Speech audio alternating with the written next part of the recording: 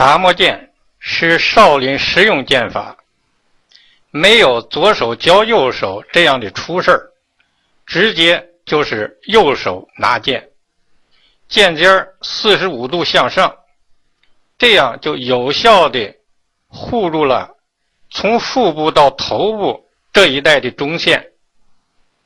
做动作以后都要把剑尖弹起来，恢复这个守门的位置，保证中门的安全。剑尖向上弹起来还有一个积极含义，就是绷腕。左手捏剑诀，左手在离开右手的时候，除了有特定的积极含义以外，一般是为了保持身体的平衡。在右腕附近的时候，是表示双手握剑。古代战斗用剑宽而短，把长，比较重，使用的时候是双手握剑，所以现在仍然保留了这样一个动作，就象征着双手握剑。第一路，仙人指路，马蹙落花。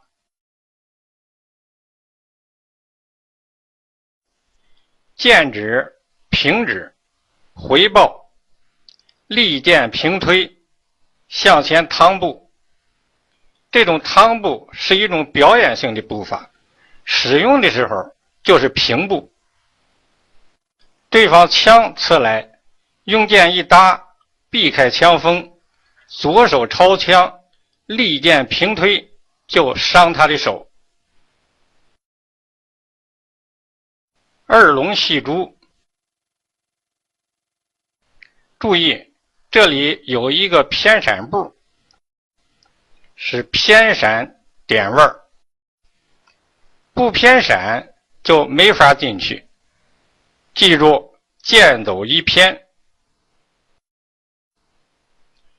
撩阴剑，这是洗去敌人的气界，随即上步撩阴。枪刺过来，闪步后挂，上步撩阴。换个角度看一下，对付剑也一样，二马分鬃，洗去敌人的气界，劈斩。枪刺过来，挽花，劈斩。古树攀根，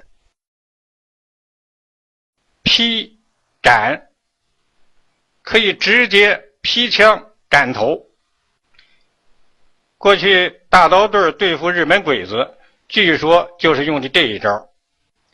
这样拿着刀守住中门，鬼子枪刺过来了，就往这儿砍，就劈下去了。后插一步是表示进一步的近身，实际使用的时候直接上步就行。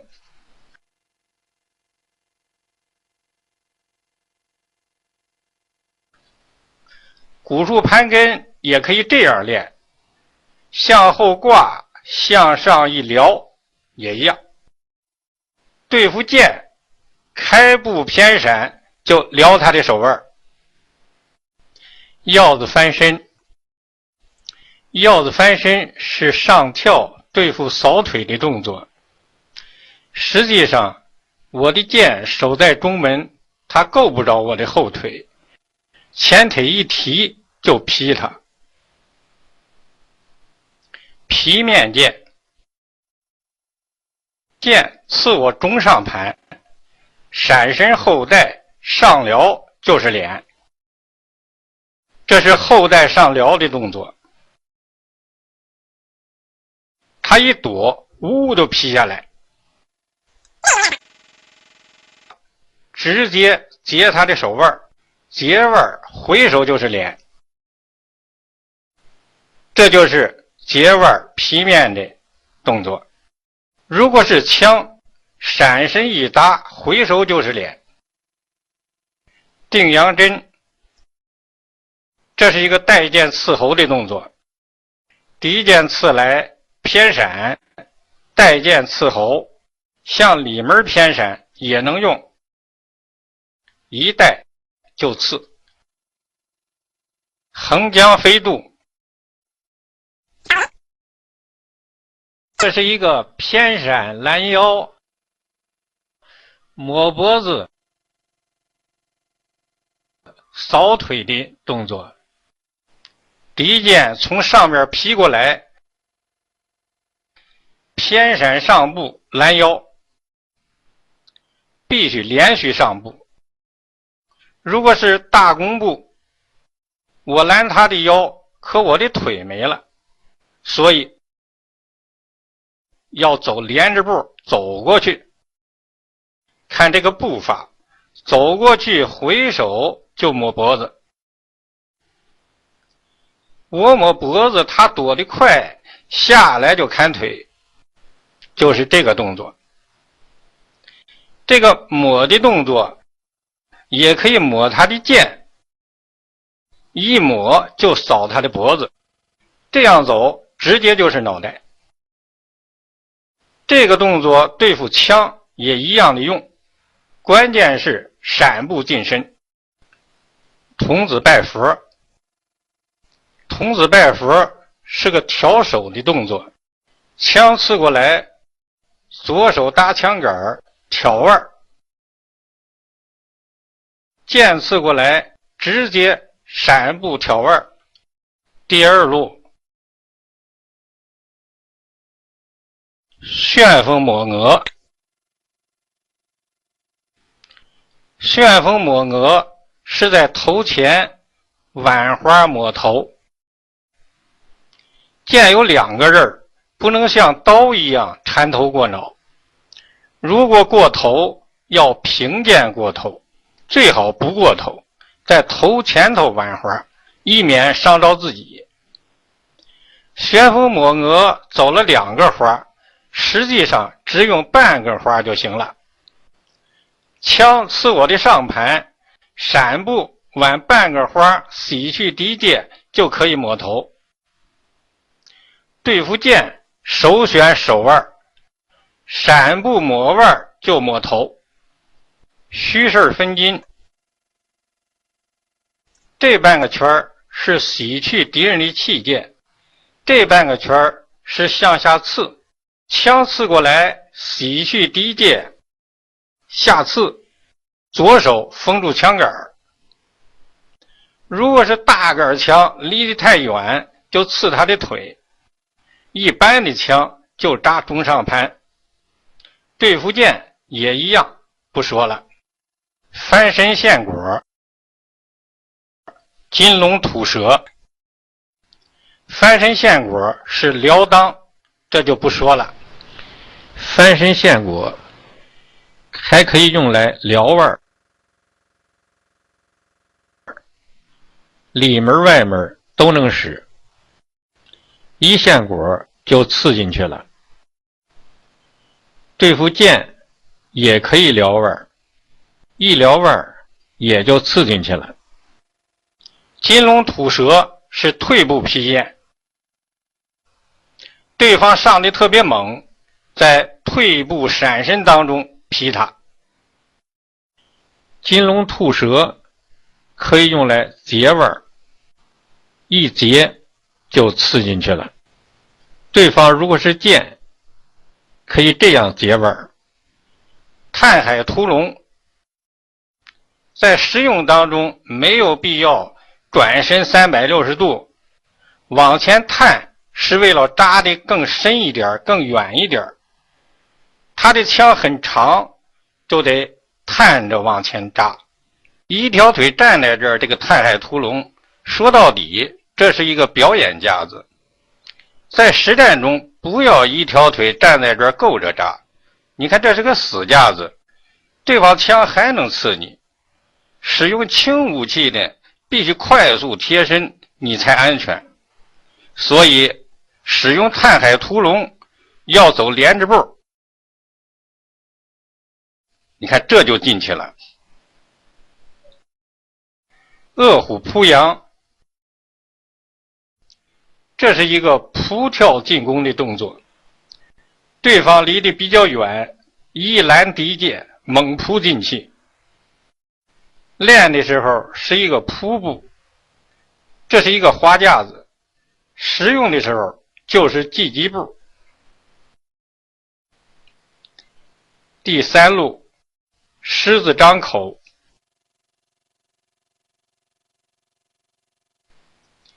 这是一个带剑刺，比如剑刺过来，里门闪步，近身刺，也可以外门闪步，一搭，噌就刺进去。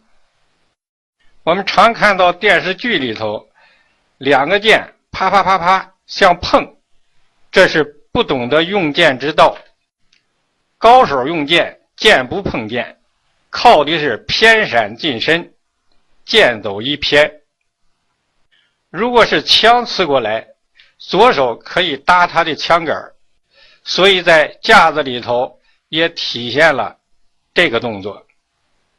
朝天一炷香，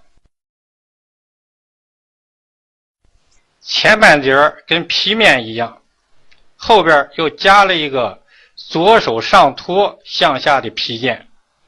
对付枪，用剑一搭，左手托枪杆，右手劈下来，所以练架子就体现了这个动作。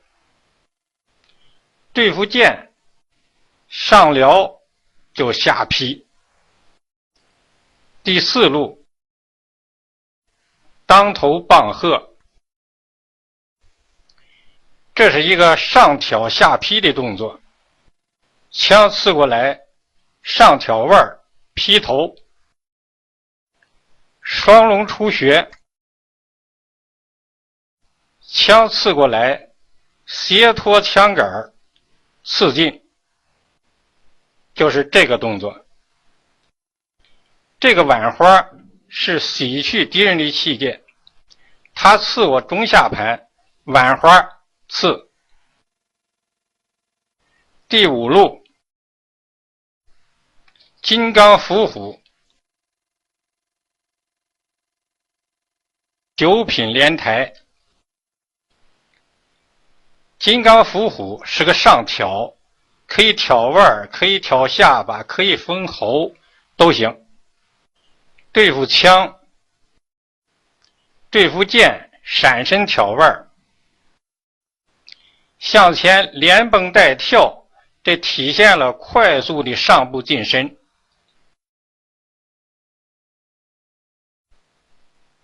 九品连台，这是一个下压的动作。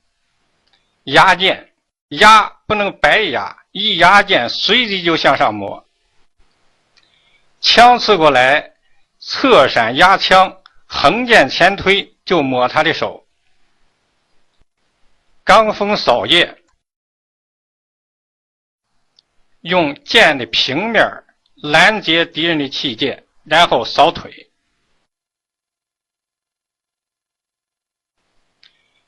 他用剑刺我中下盘，最好找他的手腕，扫腿。对付枪也是一个道理。用剑之道，选近不选远，首先选他的手腕和腿。伤了腕他就不能拿剑，伤了腿他就不能走。罡风扫叶就是上取腕下取腿的动作。渔人撒网，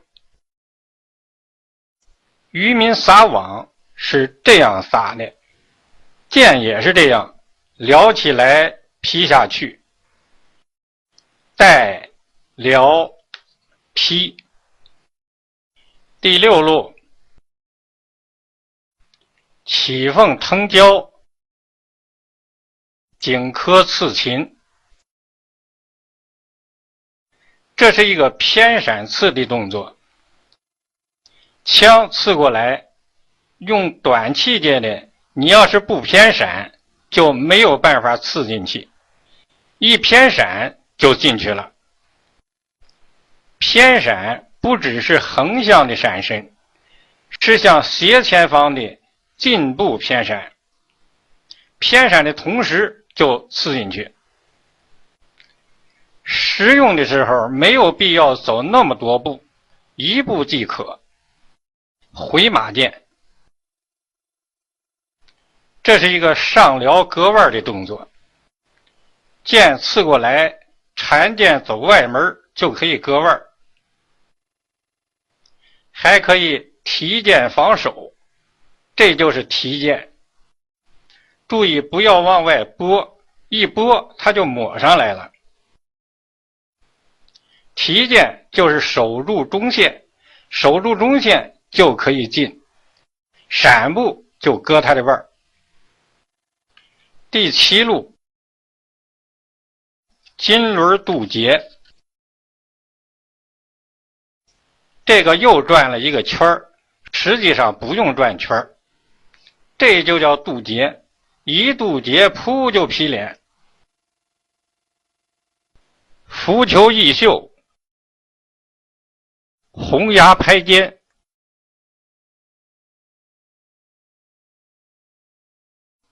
据说浮丘和红牙都是轩辕皇帝的臣子，后来都成仙了。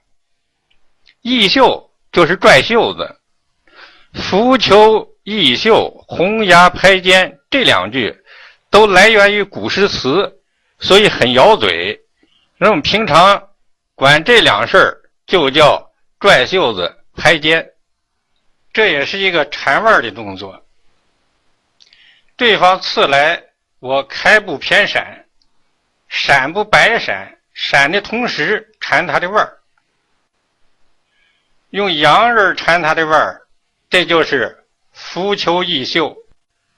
从里门往外走，用阴刃缠他的腕，这就是红牙拍肩。这个动作也体现了剑的夹角，体现了边打边走，对方实力强人多，在走动中伤他。风前白柳，风前白柳是个割腕的动作，注意腰要向后吸。对方的剑刺来，看起来剑尖离我很近，实际上他的手离我的剑尖更近，一吸腰就割腕。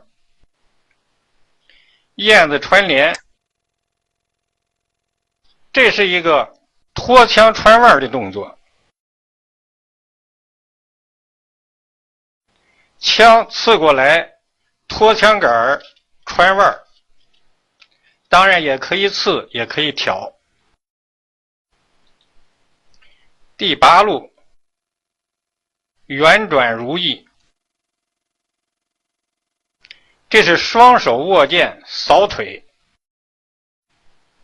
枪刺过来，搭剑近身，他光剩下枪杆了，枪头没了，转身就砍腿，要快速旋转。苏秦背剑，双腕逆转，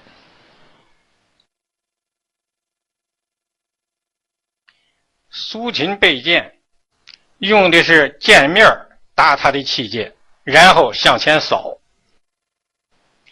枪刺过来，一搭就近身扫腰，这是个苏秦背剑，这就是双腕逆转。走架子走了2个圈，叫双腕逆转，实际上只用了半个圈。双腕逆转也可以从上边搭他的枪杆，这么一搭，逆转就是脖子。对付剑，背剑的时候找腕，逆转的时候找肋。10腕横磨，这是一个抹剑法，剑刺过来，压剑横抹，向右边也一样，压抹。对方压你的剑，你不要像电视剧里似的跟他较劲儿，愣往上搬，你顺势就砍他的腿。他要磨你，你也不用挡他的剑，割腕就是回头是岸，皈依佛祖。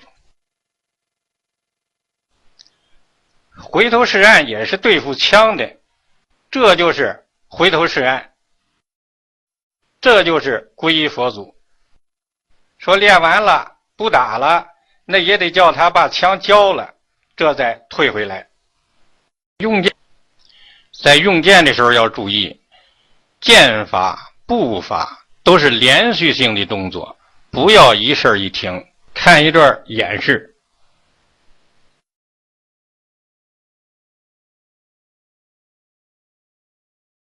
他横江飞渡砍过来，我风前白柳，他一躲，我就横江飞渡，他便回马剑找我腕儿，我顺势一个10万横魔，斩于马下。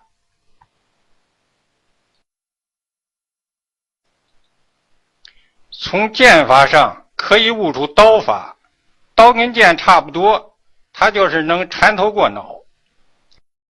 从剑法上可以悟出棍法，于大有的棍法就叫长剑。比如咱拿个棍儿，他也拿个棍儿，咱就说旋风抹额吧，他敲过来往这儿一搭，嘣就抹过去。拳法也是一个道理，咱还说旋风抹额，拳打过来一搭一抹就是脸，往这儿一搭，嘣就上脸，用长劲儿就变成摔。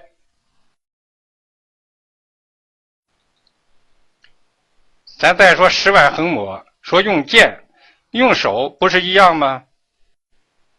闪步一劈，横拳就上脸，一抹一勾就变摔，就是要把剑法、棍法、刀法、拳法融为一体，方为上乘。